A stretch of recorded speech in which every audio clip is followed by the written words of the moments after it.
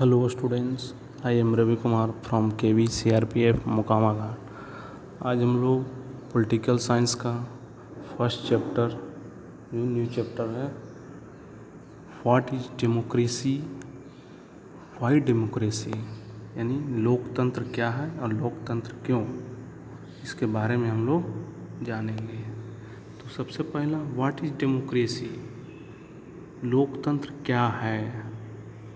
लोकतंत्र वर्ड से ही पता चलता है। डेमोक्रेसी वर्ड ये क्या है, डेमोक्रेसी वर्ड जो आया है कहाँ से आया है ये डेमोक्रेसी, तो डेमोक्रेसी है जो ये डेमोक्रेसी वर्ड जो आया है जो ग्रीक वर्ड है, यूनानी शब्द है। किससे बना है, तो डेमोक्रेसिया से, ठीक है। ग्रीक में जो यूनान में डेमो मीन्स क्या होता है, पीपुल्स यानी लोग, एंड क्रेसिया मीन्स होता है रूल यानी शासन। तो इस तरह से हम डेमोक्रेसी मीन्स मैंने डेमोक्रेसी का अर्थ क्या हो गया, रूल बाय द पीपुल यानी जनता का शासन यानी लोगों का शासन। ऐसा तंत्र हो, ऐसा सिस्टम हो, ऐसा प्रणाली हो जिसमें लोगों का शासन हो, रूल बाय द पीपुल, उसी को हम डेमोक्रेसी कह सकते हैं, ठीक है। और जो हमारा देश है इंडिया, वो वर्ल्ड का सबसे लार्जेस्ट डेमोक्रेटिक कंट्री है, सबसे बड़ा लोकतांत्रिक देश है हमारा इंडिया में। यहाँ पर क्या है, लोकतंत्र यानी कि जो डेमोक्रेसी है एक सिस्टम, एक प्रणाली है जो कि लोगों को शासन में हिस्सा देती है, उसमें पार्टिसिपेट करने का मौका देती है कि आप भी पार्टिसिपेट कर सकते हैं पीपुल्स, और लोगों को अपनी जो फ्रीडम होता है, आज़ादी, उसको बरकरार रखने की पावर देता है लोकतंत्र से, ठीक है। और एक चीज़, एक सबसे अच्छा इसका डेफिनेशन दिए थे कौन, तो एक थे अमेरिका के प्रेसिडेंट थे अब्राहम लिंकन, जिसने दिया था क्या कि डेमोक्रेसी इज, सबसे अच्छा उनका डेफिनेशन था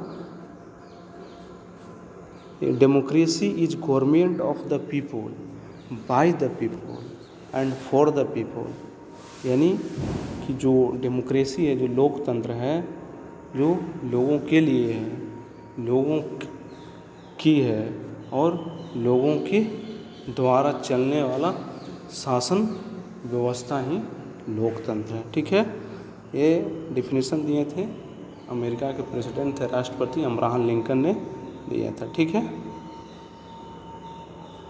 तो डेमोक्रेसी के बारे में हम लोग कुछ जाने।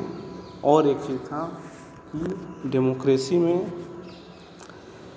डेमोक्रेसी भी 2 टाइप्स के होते हैं। एक होता है डायरेक्ट डेमोक्रेसी और एक इनडायरेक्ट डेमोक्रेसी, यानी एक प्रत्यक्ष लोकतंत्र और दूसरा अप्रत्यक्ष लोकतंत्र। तो हमारे देश में क्या है, इनडायरेक्ट डेमोक्रेसी है, जिसमें क्या होता है कि हम लोग प्रतिनिधि को चुनते हैं, डायरेक्ट हम रूलर को नहीं चुनते हैं, हम उसके रिप्रेजेंटेटिव जो प्रतिनिधि होते हैं उसी को हम लोग इलेक्ट करते हैं, चुनते हैं। हमारे देश में जैसे लोकतांत्रिक व्यवस्था में है, जो इनडायरेक्ट डेमोक्रेसी में हुआ। और एक होता है डायरेक्ट डेमोक्रेसी। डायरेक्ट डेमोक्रेसी में क्या है, यानी प्रत्यक्ष जो लोकतंत्र हुआ, वो ऐसा सिस्टम है जिसमें कि जो पीपुल्स लोग हैं, जो जनता है, जो डायरेक्टली रूप से, प्रत्यक्ष रूप से रूल में, शासन में अपना पार्टिसिपेट करती है, भाग लेती है। और जनता है जी जो कि जनता के चुनाव के आधार पर ही कोई भी फैसला लिया जाता है, और जनता के फैसला के अनुसार ही जो जनता डिसाइड कर दे उसी के अनुसार वर्क किया जाता है। किस टाइप के डेमोक्रेसी में, तो डायरेक्ट डेमोक्रेसी में, ठीक है। इसमें क्या होता है कि जो डायरेक्ट डेमोक्रेसी व्यवस्था में क्या है कि इसमें कोई भी रिप्रेजेंटेटिव जो प्रतिनिधि होते हैं उसके नहीं होते हैं, लेकिन डेमोक्रेसी में इनडायरेक्ट डेमोक्रेसी में प्रतिनिधि को चुनते हैं हम लोग, लेकिन डायरेक्ट डेमोक्रेसी में प्रतिनिधि को नहीं चुनते हैं। और जो डायरेक्ट डेमोक्रेसी है, जो प्रत्यक्ष लोकतंत्र है, वो सिर्फ छोटे छोटे देशों में संभव हो सकता है, बड़ा जो कंट्री है या बड़ा स्टेट है उसमें संभव नहीं है ऐसा व्यवस्था।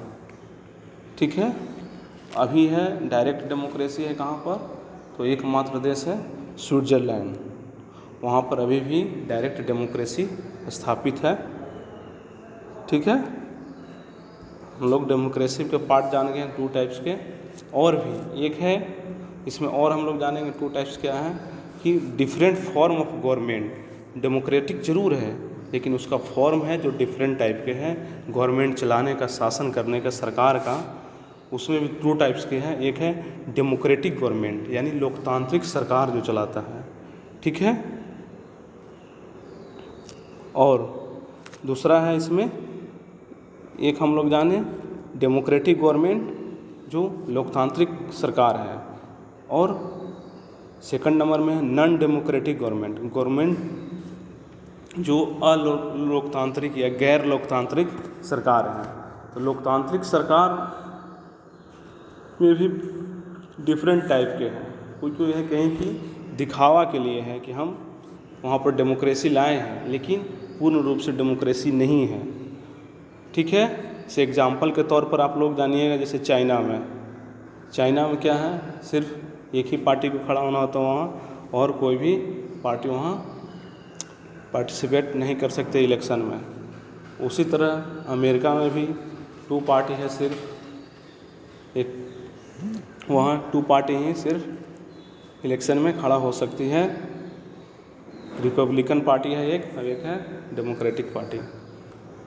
ठीक है, इस तरह से वहाँ डेमोक्रेटिक गवर्नमेंट रहते हुए भी पूर्ण रूप से डेमोक्रेटिक नहीं है, वो पूर्ण रूप से लोकतांत्रिक गवर्नमेंट वहाँ नहीं है।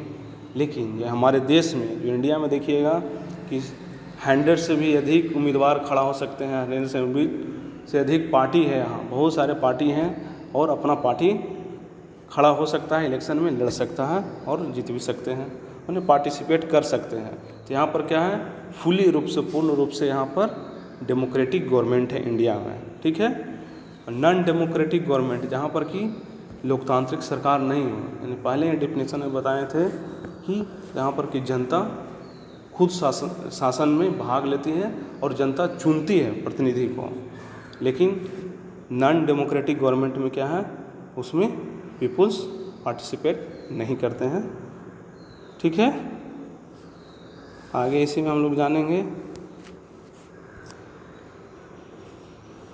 इस सिंपल डिफिनीशन के बारे में है। कुछ डिफिनीशन दिया गया है, तो अब्राहम लिंकन दिए थे, ठीक है, और भी कुछ सिंपल डिफिनीशन है।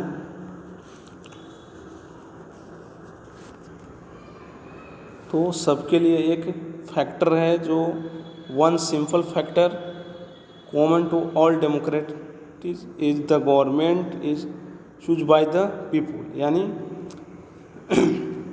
एक ऐसा सिंपल फैक्टर लाया गया है जो कि लोगों के पास अपनी सरकार चुनने का एक राइट है, अधिकार है। इसलिए इसका सिंपल डिफिनेशन क्या होना चाहिए कि democracy is a form of government in which the rulers are elected by the people, यानी लोकतंत्र शासन का एक ऐसा रूप है जिसमें शासकों का चुनाव कौन करते हैं, लोग करते हैं, यानी पीपुल्स करते हैं, इलेक्टेड बाय द पीपुल। ऐसा शासन चलाने के लिए लोग इलेक्ट करते हैं, चुनते हैं, कौन, पीपुल चुनते हैं, लोग चुनते हैं उसको, ये शासन करिए आप। ठीक है, डेमोक्रेसी में। तो इस डिफिनीशन से हमको पता चला कि नहीं कि कौन सा डेमोक्रेटिक है और कौन नॉन डेमोक्रेटिक गवर्नमेंट है, दोनों में डिफरेंट पता चला। तो डिफरेंट पता चलने के कारण क्या होगा, पहला नंबर पे जहाँ पर कि पीपुल इलेक्ट नहीं करते हैं रूलर के, वहाँ पर डेमोक्रेटिक गवर्नमेंट नहीं है, और जहाँ पर पीपुल्स इलेक्ट करते हैं रूलर का शासक का, तो वहाँ पर डेमोक्रेटिक गवर्नमेंट है। ठीक है, इसी तरह से हम लोग जानेंगे कुछ एग्जाम्पल के तौर पर इसमें कि कौन से नॉन डेमोक्रेटिक गवर्नमेंट हैं, कहाँ पर हैं। तो एक म्यांमार के बारे में इसमें बताया गया है। म्यांमार कंट्री है जो वहाँ पर क्या है, आर्मी रूलर्स को पीपुल नहीं इलेक्ट करते हैं, वहाँ पर आर्मी का शासन चलता है। आर्मी रूलर है कहाँ, म्यांमार में, जहाँ पर कि वहाँ पर कोई भी आदमी जो लोग हैं उसको चुनते नहीं हैं, और उस पर किसका कंट्रोल होता है, तो आर्मी का कंट्रोल होता है वहाँ। और कंट्री का जो रूलर है, जो देश का शासक है, वो भी आर्मी के लोग ही बन गए हैं। इस तरह से क्या हुआ, हमें पता चला कि ये नॉन डेमोक्रेटिक गवर्नमेंट है, वहाँ पर डेमोक्रेटिक गवर्नमेंट नहीं हुआ। इसी तरह से और एग्जाम्पल के तौर पर है डिक्टेटर्स के बारे में बताया गया है, यानी जो तानाशाह है, तानाशाह को भी पीपुल्स के द्वारा नहीं चुना जाता है, लोग के द्वारा नहीं चुने जाते हैं वो।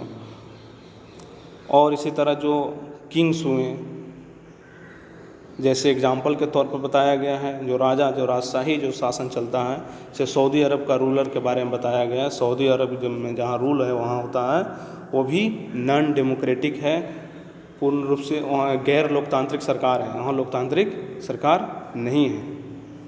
वहाँ क्या है कि सऊदी अरब में जो किंग्स हैं, जो राजा हैं, जो उसको लोग द्वारा नहीं चुना जाता है, उसको कोई भी लोग नहीं चुनते हैं।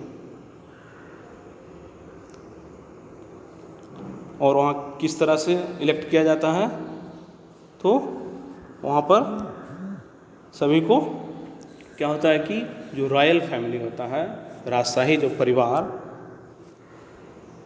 रॉयल फैमिली के जो लोग होते हैं, राजशाही जो परिवार होता है, उसमें जो जन्म लिया गया है, born into the royal family, जो जन्म लिया वहाँ उस फैमिली में, रॉयल फैमिली में जन्म लेने के कारण ही उसे वहाँ के रूलर बनाया जाता है। यानी जन्म के आधार पर वहाँ के शासन व्यवस्था चलती है। उस वंश में जिसका भी जन्म हुआ वो आगे पीढ़ी दर पीढ़ी उसका शासन चलता रहेगा। ठीक है, इस तरह से हम लोग जाने आज डेमोक्रेटिक और नॉन डेमोक्रेटिक गवर्नमेंट के बारे में। ठीक है, आगे हम लोग जानेंगे इसमें फ्यूचर ऑफ डेमोक्रेसी, यानी लोकतंत्र के फ्यूचर क्या है, विशेषता क्या है, उसके बारे में भी हम लोग आगे जानेंगे नेक्स्ट क्लास में। ओके।